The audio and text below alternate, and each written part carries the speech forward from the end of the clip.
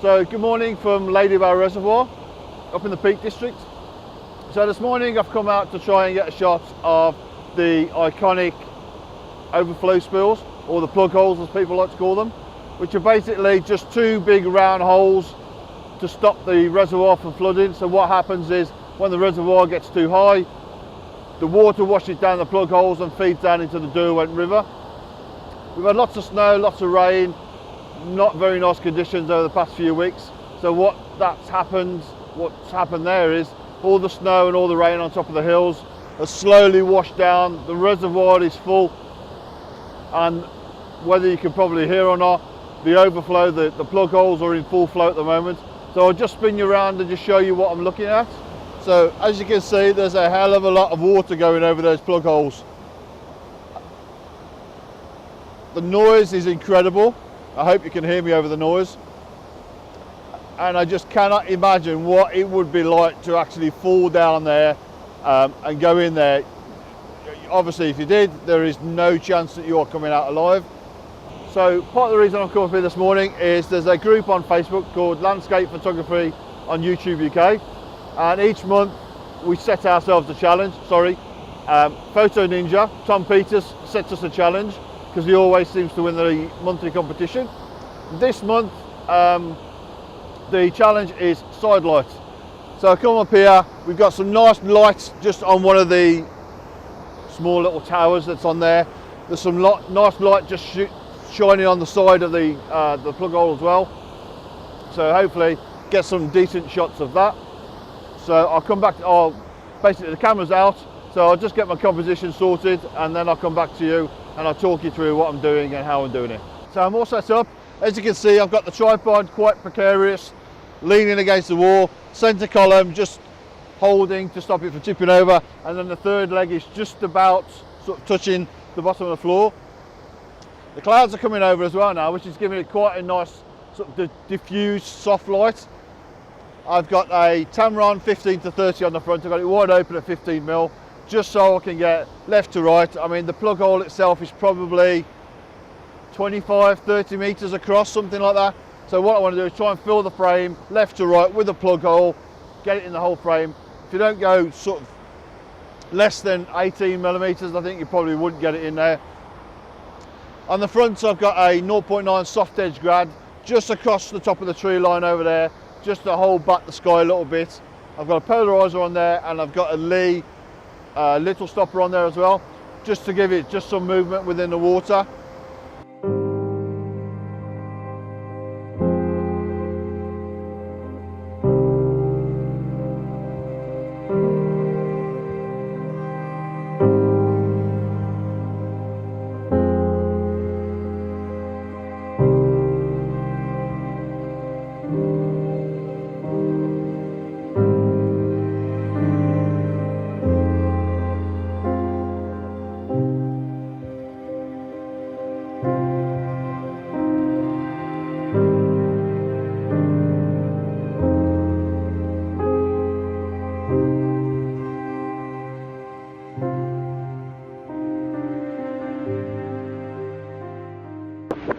So I hope you can hear me. I've actually come up onto the top of Snake Pass and it's blowing a gale up here. Absolute freezing, blowing a gale. Could hardly catch my breath, and I've left my gloves in the car, which makes it even worse. So basically I was just driving around having a look to see what I could come up with, and I come up to the top of Snake Pass, which is the main road from Ladybower and Hathersage up towards Manchester way, over the top of the peaks. And I've come across this sort of frozen little pond by the side of the road. Nothing really interested in it, nice and frozen, some nice ice on top. But I'll spin you around. Basically what's caught my eye is there's three small little bulrushes that are sticking out of the frozen ice. I think it's going to be quite tricky to try and catch them, because as I say, the wind is just blowing like you wouldn't believe. So settings wise, I'm on 1/400th of a second, just to try and capture that movement.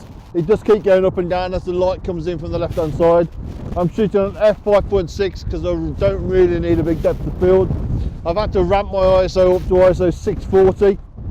I've got a two-stop exposure compensation on there. Excuse me, just blowing me away.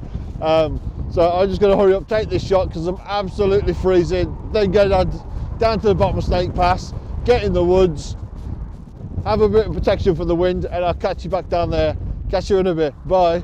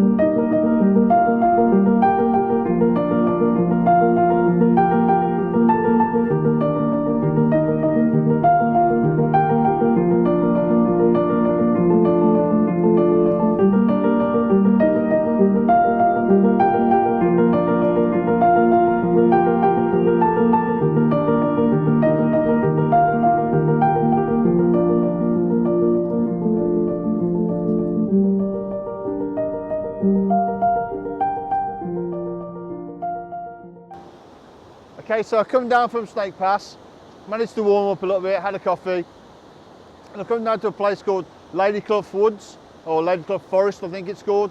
It's basically part of the Snake Pass woodland. If you park at Snake Pass, just past the pub, there's a little lay-by there, park in there, walk, cross over the road, down through the path, and it's probably about a mile up through the woods to get to a small little waterfall. Obviously with all the water that we've had, so all the rain that we've had and all the snow, it's pretty epic at the moment. You walk through the woods, there's big tall pine trees. If you didn't know where you were, you'd probably think you were in Canada or somewhere like that. There's still a little bit of snow left over on the floor, all lichen and moss all over the trees, and it's pretty spectacular if I'm honest with you. So I'm all set up, taking a couple of test shots. I'll just spin you around now and just show you what I'm actually shooting. Okay, so this is my composition. So we've got the waterfalls directly in front of us. We've got the woods and the trees to the left-hand side. There's a bit of a rock type wall, escarpment type thing, just to the right-hand side. Not sure whether I like it or not. What we're having is we get the beams of light that are coming through the trees because the light is on the left-hand side. And it's lighting up all the moss on the rocks just above the waterfall occasionally.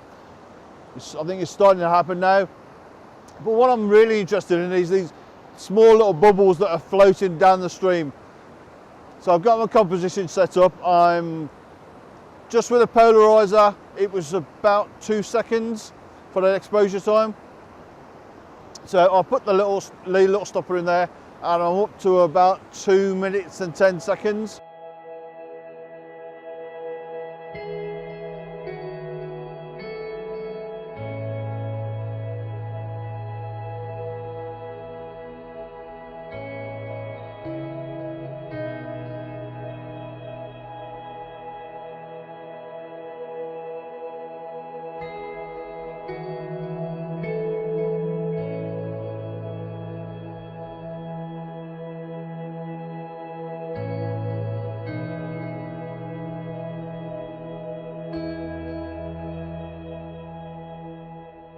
Okay, so all back at the car, just on my way home, and then came across some Highland cattle.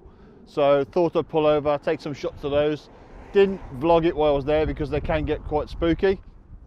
Obviously they've got big horns as well, so I wanted to keep one eye on the cattle and one eye on the camera. But I'm going to go home now, get warm, put some dry, clean clothes on, and that's it. So hope you enjoyed the vlog. If you like it, please like, subscribe, hit the bell for the notifications, and I'll see you soon. Thanks, bye.